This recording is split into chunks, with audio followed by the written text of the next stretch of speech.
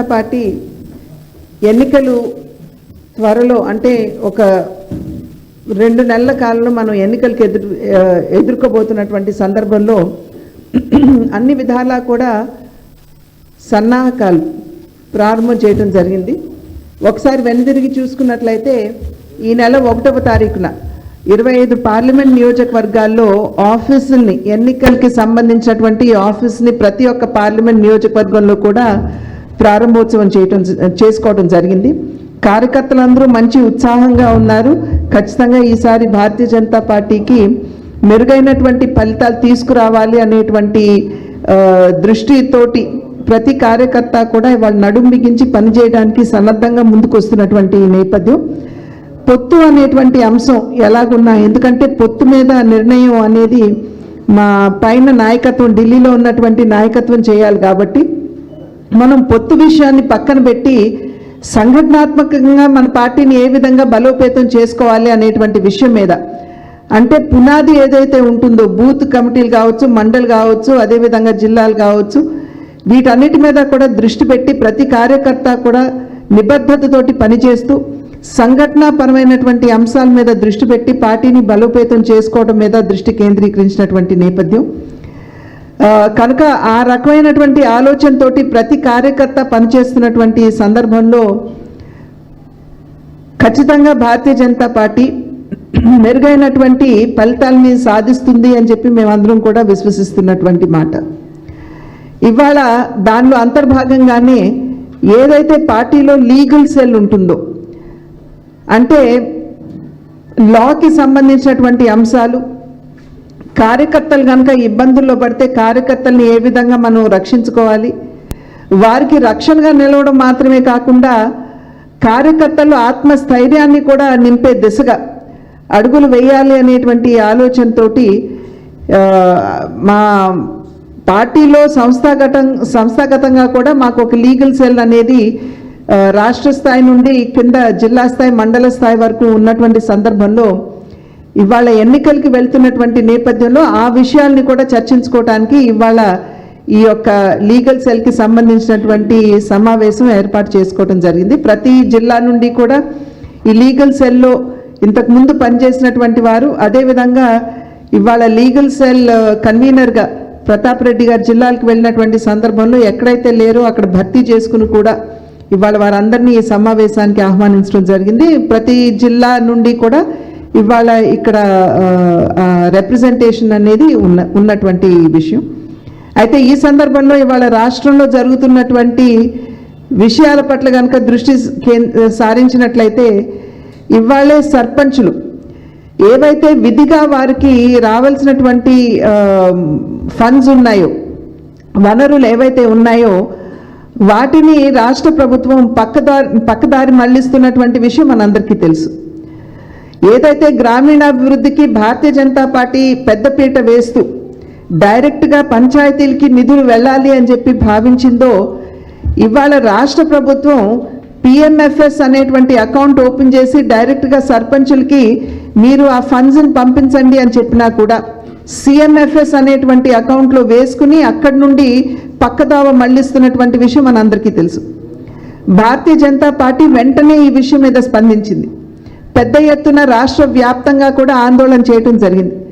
ప్రతి జిల్లాలో ఆందోళన చేసినటువంటి నేపథ్యంలో సాధారణంగా సర్పంచులు పార్టీ చిహ్నాల మీద వారు పోటీ చేయరు, కానీ ఎన్నుకోబడిన తర్వాత ఏదో ఒక పార్టీకి వారి సపోర్టును తెలియజేయడం అనేది జరుగుతూ వస్తున్నటువంటి విషయం.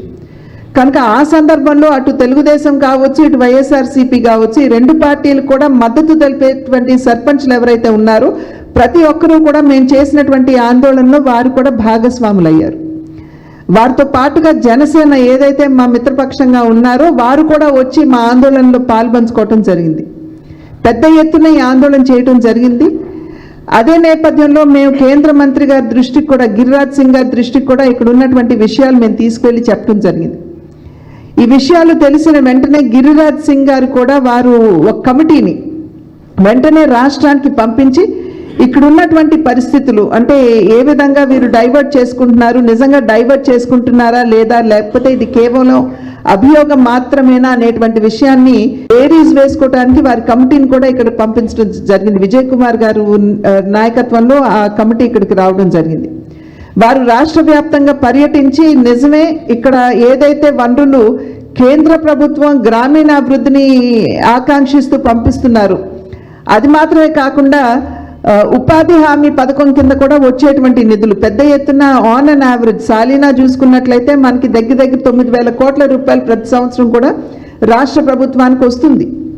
ఇవాళ రైతు భరోసా కేంద్రాలు కావచ్చు, లేకపోతే గ్రామీణ ప్రాంతంలో ఉన్నటువంటి గ్రామీణ సెక్రటేరియట్లు కావచ్చు, వాటి నిర్మాణం కూడా ఈ ఉపాధి హామీ పథకం కింద వచ్చేటువంటి నిధులతోటే ఇక్కడ రాష్ట్ర ప్రభుత్వం చేస్తుంది.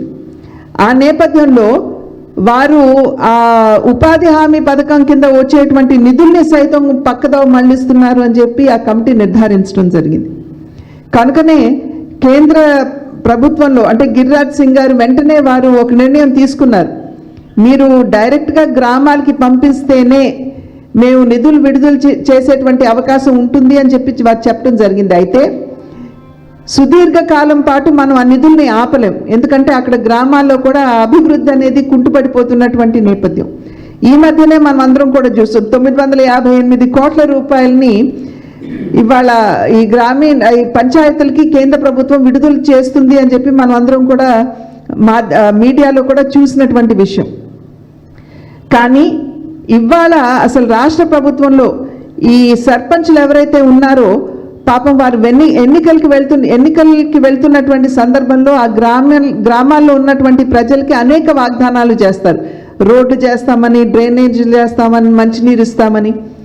కానీ రాష్ట్ర ప్రభుత్వం డబ్బులు ఇవ్వలేదు, ఎప్పటికైనా బిల్లు ఇవ్వకపోతుందా అనేటువంటి ఆలోచనతో వారు బయట నుండి అప్పు తీసుకుని వచ్చి ఏదైతే వాగ్దానాలు చేశారో వాటన్నిటినీ కూడా అక్కడ సర్పంచ్ నిర్వర్తించడం జరిగింది.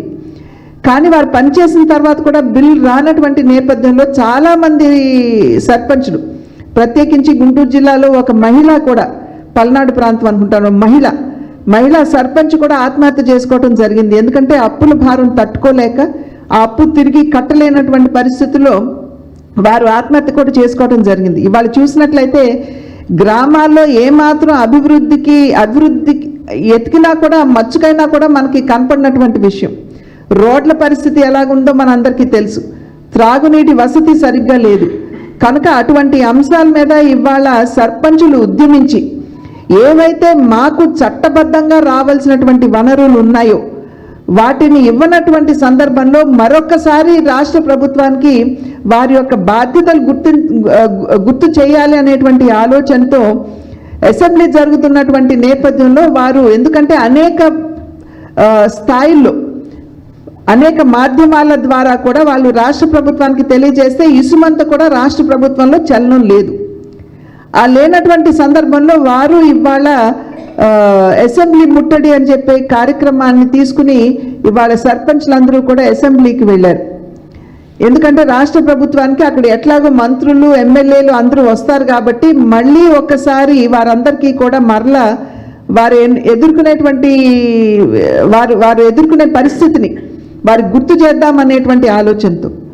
కానీ ఇవాళ రాష్ట్ర ప్రభుత్వం నిర్దాక్షిణ్యంగా అక్కడ సర్పంచుల్ని అరెస్ట్ చేయడం అనేది ఇది ఒక రకంగా చెప్పాలంటే నియంతృత్వ పోకడ ఏదైతే ఉందో రాష్ట్ర ప్రభుత్వానికి దానికి నిదర్శనం అని చెప్పి తెలియజేస్తూ సర్పంచుల పక్షాన గ్రామీణాభివృద్ధికి పెద్దపీట వేస్తూ సర్పంచుల పక్షాన భారతీయ జనతా పార్టీ ఎప్పుడూ కూడా వారికి అండగానే నిలబడి ఉంటుంది అని చెప్పి మీ మాధ్యమంగా వారందరికీ కూడా తెలియజేస్తూ, భారతీయ జనతా పార్టీ ఇందాక చెప్పినట్లుగా పొత్తులు ఏ రకంగా ఉన్నా కూడా సంస్థాగతంగా పార్టీని బలోపేతం చేసుకుంటూ ముందుకు వెళ్ళాలి అనేటువంటి అంశం మీద దృష్టి పెడుతూ ఇవాళ ముందుకు వెళ్తుంది అని చెప్పి మీ ద్వారా అందరికీ తెలియజేస్తున్నాను.